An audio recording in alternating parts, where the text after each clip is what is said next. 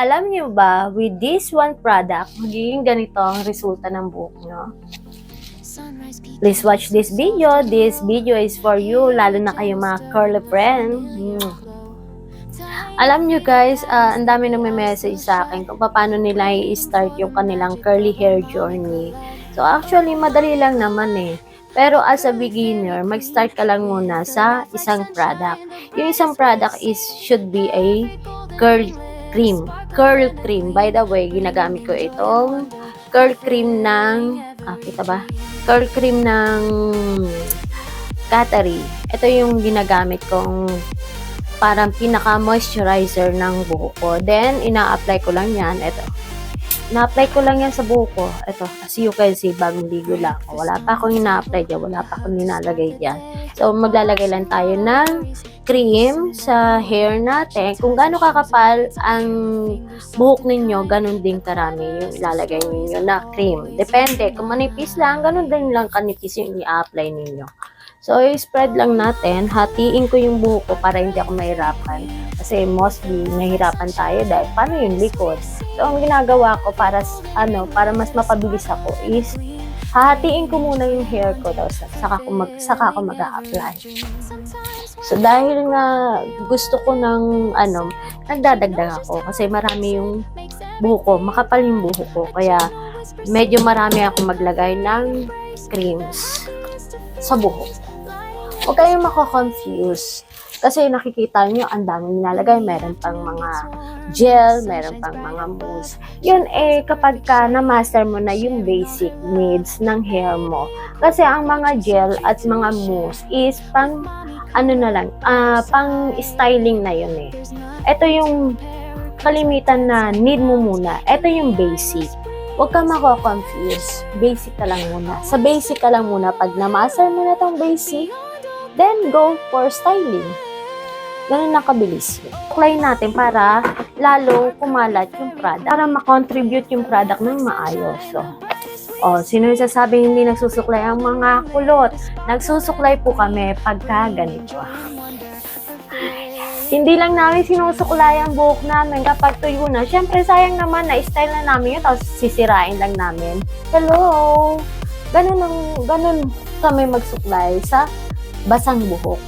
So, kapag natuyo na yan, don't touch your hair niya. Ganun lang ang mga kulot. So, sinusuklay namin talaga ang buhok namin. Siyempre, tatanggalin natin yung mga buhol. Yan, di ba? Walang buhol, dire-diretso, and madulas. Then, sa brush naman, pag tinatawag na brush, dalawang klase yung ginagamit kong brush. Ito is for detangling, and then para na rin ma-spread out yung mga product na ina-apply ko. Makakatulong na rin siya na i-contribute niya yung product. Then, ito naman, sa bounce curl naman tong brush na to. Ito is pang-define. Bakit may mga ngipin siya dito? So, nasi-separate niya na kaagad yung hair mo. At the same time, nade-define niya na. So, para hindi tayo masyadong mahirapan, ito yung pinaka-basic na na gagawin natin. Ito yung pinaka mabilis lang na paraan kapag ka mga beginner. So, isa natin dito sa ilalim. Suklayin natin. Yan. So, nadi-define na siya. Kita mo? Shake, shake, shake. Then, lagay mo na sa ilalim. Kuha ka ulit. Ganun lang. Ito yung pinaka-basic. Pag maglalagay na tayo ng mga creams, medyo na yon, level 2 na yon ng ng curly hair journey mo. Kasi yun is mag-i-style ka na, mag-styling ka na. Ito is dinedefine mo pa yung curls mo. See? Shake, shake, shake. Okay? Okay na yan. Lahat susuklayin mo. Bibilisan ko na lang, ha? Shake, shake.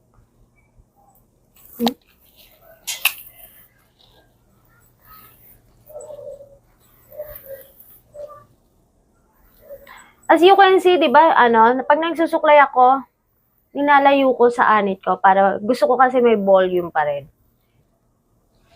Ayoko ng flat. Ayoko nakadikit sa anit ko. Gusto ko may may airway pa rin, may passage pa rin ng hangin. Para matuyo. Kasi kapal ang hair ko, di ba? So, kung nakadikit yung buhok ko, pag sinuklay ko pa gano'n, nakadikit siya sa matagal matuyo. I use talaga na blower para mapatuyo yung buhok ko. So, andito na tayo bandang taas. Tandaan nyo, basic lang to. Ito yung pinaka-basic na madaling matandaan, madaling gawin. Basic to. Shake mo. Siyempre, yan.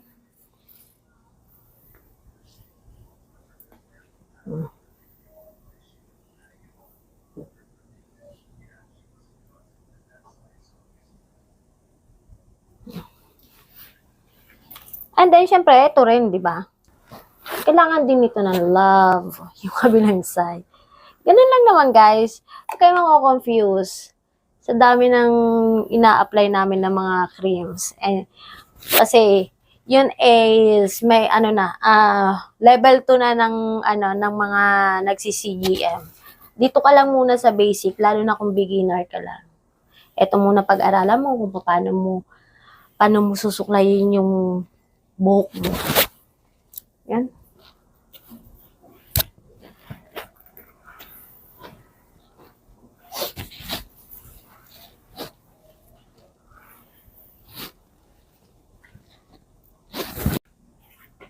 So, na-define ko na siya, ginamitan ko na siya ng defining brush by Bounce Curl. Ito is defining brush. Okay? Bounce Curl yan.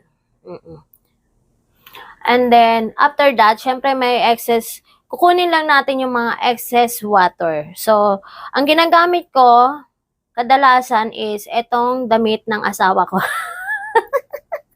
Ito, cotton, kasi para iwas yung himulmol. And ito, fiber na rin to. Kung anong meron ka. Pero ang pinakamalapit is t-shirt ng asawa mo.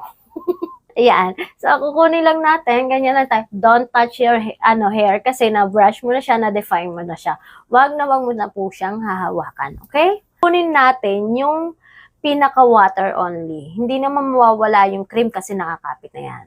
Diba, nag-form na siya na parang letter S. And then yun, ang pagpiga ng buhok ng mga kulot, hindi simula sa puno, pababa. Kaming mga kulot, pataas ang pagpiga para makuha namin yung tubig na excess. Yan. Yan o. Ganyan lang.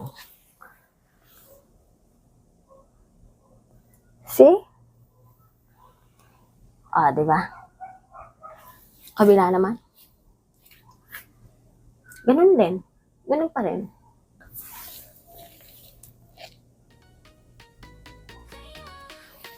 If feeling mo marami pa rin water, pwede mo ulitin. Pero, be careful na wag naman yung masyadong pigang-piga kasi kailangan pa rin ng moisture ng mga buhok natin.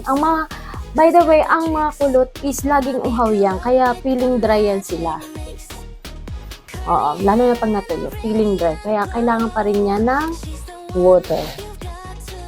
Ang best friend ng mga kulot ay tubig, sa totoo lang. Yan, titigaan mo lang. Bila naman. Dahan-dahan. Para hindi na mawawala hindi na magugulo ng husto yung buhok mo. Para hindi madedestroy ng husto. Kasi na-define mo na nga siya. Ginamitan mo na siya ng defining brush. So, okay na yan. I-blow dry ko na lang to. Then, papakita ko sa inyo mamaya.